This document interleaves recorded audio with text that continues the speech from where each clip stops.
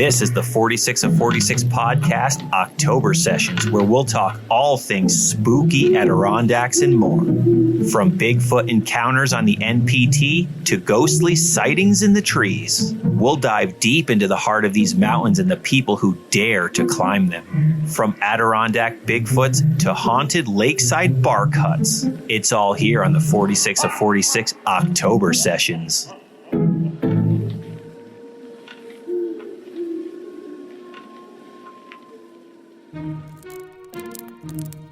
October. A time for spooky tales, chilly fall nights, blowing leaves, and campfire fun. But what if these stories told around the campfire aren't spooky tales? What if they're true stories of murder, betrayal, deceit, and ghosts? Does the pristine Adirondack landscape we all love hold dark secrets tucked between the pines? Is there something more rugged about this land than we ever imagined? The Adirondack Park holds secrets it may never tell, and our journey tonight takes us through the central ADK, where we'll learn just what walks the lakes at night at Big Moose Lake. In the heart of the Adirondacks, where the whispers of the wild echoed amidst towering trees, there lay Big Moose Lake. It was a place of solitude, a sanctuary of nature, unmarred yet by the full brunt of the 20th century civilization. The year was 1906, and the world stood on the precipice of profound change. But here, in the Adirondacks, time seemed to linger, reluctant to move forward. Grace Brown, a young woman of 20 years old, sought solace in these serene surroundings. Born and brought up in the small town of South Astellic, New York, Grace was the human embodiment of her name, graceful, with eyes that mirrored the calmness of a pastoral landscape, yet harbored a storm of emotions beneath. She worked at the Gillette Skirt Factory in Cortland, a town that hummed with the promise of modernity, yet was bound by the constraints of societal norms. It was there, amidst the hum of machinery and the quiet dreams of its laborers, that she met Chester Gillette, her employer's nephew. Chester was a man of captivating presence, his charm as alluring as the forbidden fruit and just as dangerous. Unlike Grace, who was the essence of simplicity and innocence, Chester harbored ambitions that soared beyond the smoky chimneys of Cortland. The two became fond of one another, and their love, if one dared to call it that, was a secret draped under the veils of night. It was passionate, it was reckless, a blazing fire that consumed all reason and caution. Grace found herself charmed by the intensity of her feelings, her heart enslaved to a man whose affections were as fickle as the changing winds. With every stolen moment, with every promise, Chester whispered into her hollow ear. Grace descended deeper and deeper into the abyss of a love that was destined to shatter her world. Soon she discovered that she was pregnant, and the world around her seemed to crumble. You see, the societal norms of the early 20th century were unforgiving. Bearing a child out of wedlock was a sin that brought shame on her and her family. Desperate, Grace sought refuge in the one person who held the power to salvage her dignity, her love, and her life, her beloved Chester. Through letters and heart-wrenching pleas, she implored him to acknowledge their love and to legitimize their child by taking her hand in marriage. But Chester, consumed by his ambitions and societal pressure, he was a man at war with himself. Chester played to Grace's emotions, and he agreed to a retreat, a brief visit to the Adirondacks, a decision that ultimately sealed Grace's fate, though she embraced it as a salvation. It was July of that ill-fated year. The couple embarked on a journey to the heart of the Adirondack Park. Grace's heart brimmed with naive optimism, for she believed in the invincibility of her love with Chester, the life that they were going to build. They arrived under assumed names, a necessary deception to shield from the prying eyes of the ADK. They arrived at the calm, peaceful Big Moose Lake, with its waters mirroring the heavens. Chester promised to protect her and offer her a new beginning. But that beginning was not to be. On that fateful day of July 11th, 1906, Chester Gillette and Grace Brown set out on a rowboat, a vessel meant to traverse the calm waters of Big Moose Lake. As the sun dipped low in the sky, painting the horizon with reds and oranges, a scream shattered the tranquility of the lake, an echo of terror that reverberated through the Adirondack wilderness, a prelude to a tragedy that would taint the lake's waters forever. The next morning, Grace Brown's lifeless body was found on the shore, floating in the lake. Her dreams, her love, her unborn child, everything she held dear, submerged in the murky depths of Big Moose Lake. The scream that had pierced the twilight was etched in the memory of the lake, a haunting reminder of a life unjustly taken at the hands of someone who promised to protect her. The tragedy that unfolded on Big Moose Lake sent ripples of shock and grief through the community. Chester Gillette was eventually arrested and stood trial for the murder of Grace Brown. The courtroom became a stage for a drama that exposed not just a man's heinous act, but also the hypocrisies of a society that all too often turned a blind eye to inconvenient truths. Through her letters, Grace's final words were weaved into the fabric of the trial of Chester Gillette. Her voice echoed from beyond the grave. They painted a portrait of a woman who loved unconditionally, who dared to dream a future with the father of her child, only to have it brutally snatched away by that very man. The trial culminated in Chester's conviction. Despite his claims of innocence, asserting the tragedy was just an accident that happened on the lake, the weight of the evidence against him, the testimonies, and Grace's ghostly presence through her letters swayed the scales of justice. On March 30th, 1908, Chester Gillette met his end in the electric chair, a life claimed in retribution for the life he had taken so callously. Could there ever be true justice for Grace Brown? Grace's voice, her story, her tragedy resonated through time, immortalized in the chronicles of Adirondack history. You see, the tragedy of Big Moose Lake is not merely a tale of love gone awry, but about the consequences of one man's unforgivable act. It's a narrative of societal reflection, a mirror held up to the conventions that trapped the innocent and emboldened the guilty. It's a haunting lullaby that the winds still sing over Big Moose Lake, a testament to the young woman who dared to love, to dream, and was ultimately betrayed by her lover and the times that she lived in. In the end, among the towering trees and the embrace of the Adirondacks, Grace Brown's legacy endures. An echo in the mist, a reminder of the fragility of life, the injustice of society, and the indomitable spirit of love, however tragic it may be. But as with every tragic tale, the end is not often the end.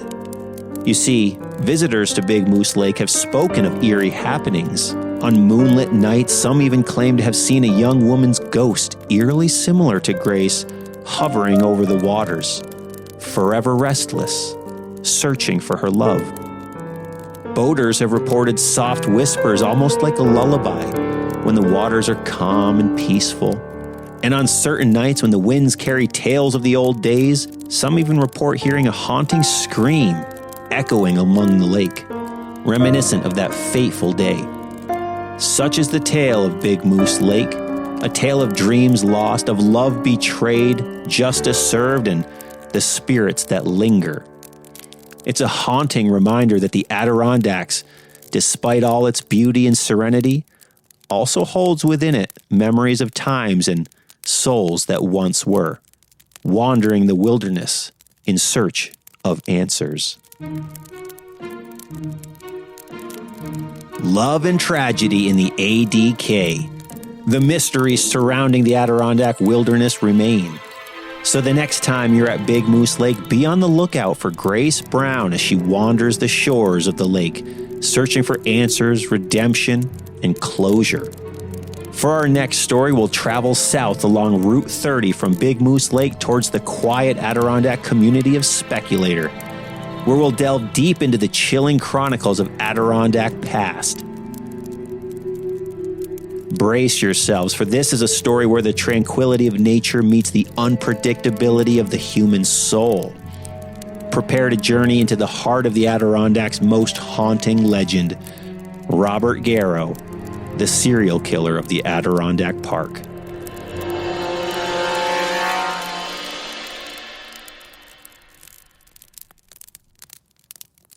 In a remote town near Syracuse, a child named Robert Garrow was born in 1936.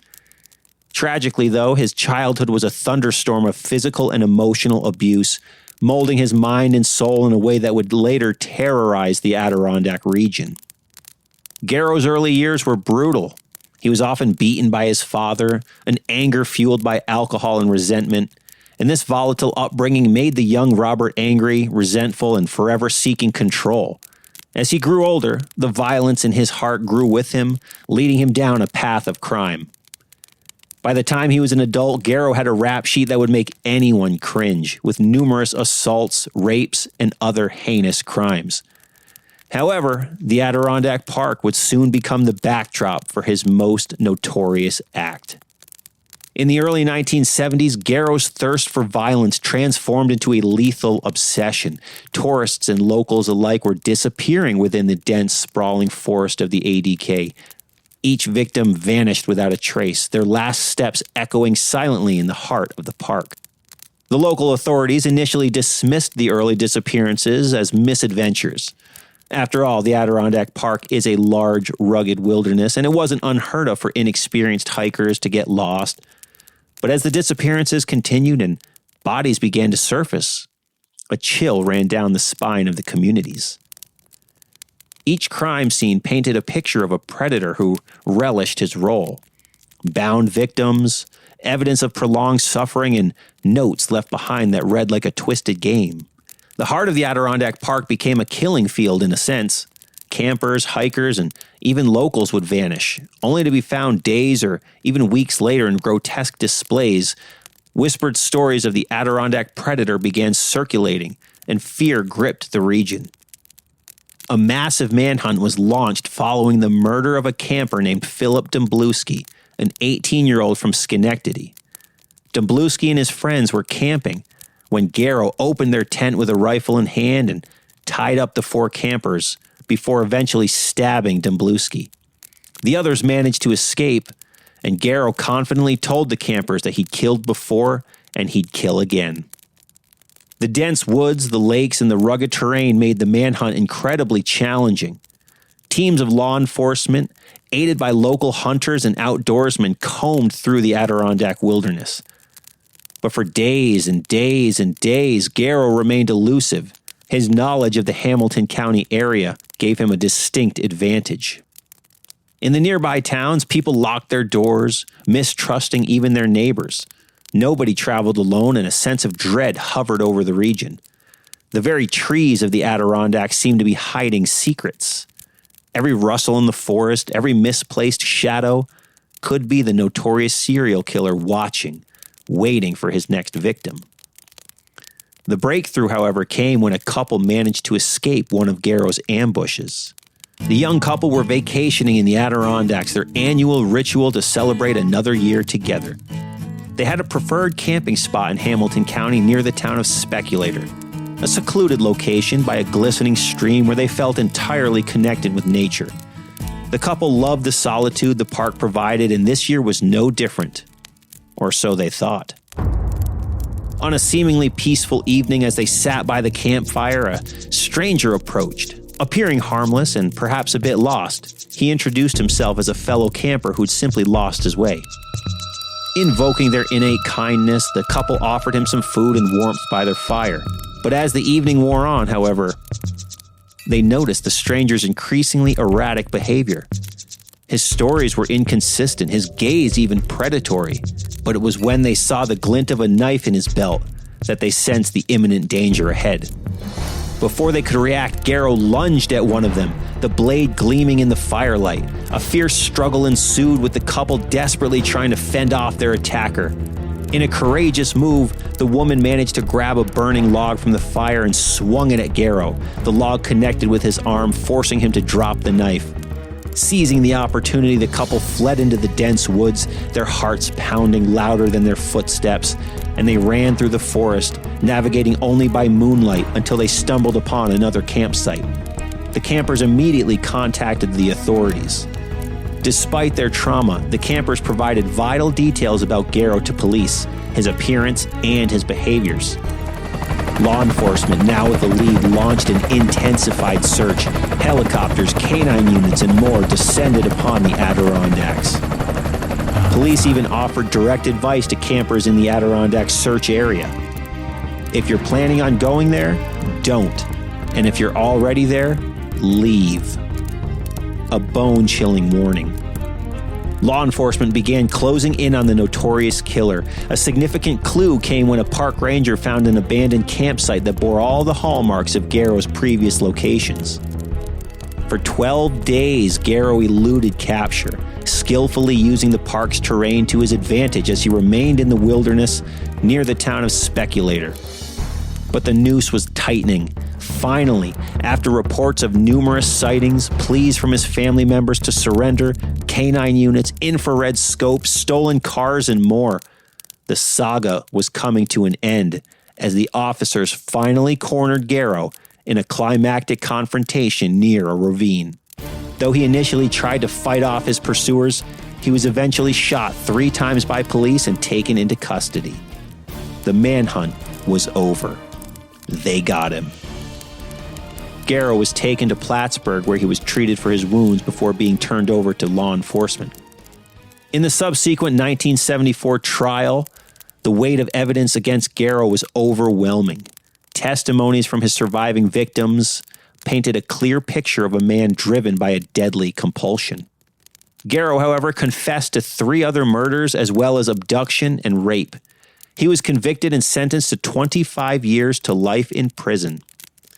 However, in September 1978, Garrow broke out of Fishkill State Prison by scaling a 15-foot barbed wire fence, toting a pistol that was smuggled into the prison by his son. Despite having presented the image of being wheelchair-bound, Garrow eluded police for 3 days before he was eventually shot to death by corrections officers. Robert Garrow's reign of terror had come to an end, but the scars he inflicted upon the Adirondacks and its community would remain forever etched in their memory. Numerous books have been written and films have been made chronicling the chilling and tragic life of Robert Garrow, the man who turned the beautiful Adirondack Park into a place of nightmares. The reign of the Adirondack Predator was over, but scars do take time to heal. Over time, the central Adirondack towns slowly regained their sense of safety, but the stories persisted. The tales of Garrow's murder became the stuff of legend, whispered around campfires and shared in hushed tones in local bars. And as the years passed, the tales grew more sinister. Some said that the spirits of Garrow's victims still roamed the park, crying out for justice. Others claimed to have seen Garrow's ghost, forever haunting the very forests where he committed his heinous acts. The untouched wilderness of the Adirondack Park will always hold secrets. Some are natural, others man-made, and still, others are the stuff of legends. And as the sun sets behind the tall pines and the shadows lengthen, one can't help but wonder what the other dark tales this park might be hiding. For in the heart of nature, where beauty and tranquility reign, there is always a darker side waiting to be discovered. And in the case of the Adirondacks, it was the tale of a man named Robert Garrow, whose actions would forever tarnish the park's serene beauty. The mysteries of the Adirondack Park remain. Well, that's going to do it for the October sessions here on the 46 of 46 podcast. I hope you all enjoyed these stories this year. I'll be back next October with more chilling stories. Remember to always leave no trace, do the rock walk, and if you carry it in, carry it out. Have a happy Halloween.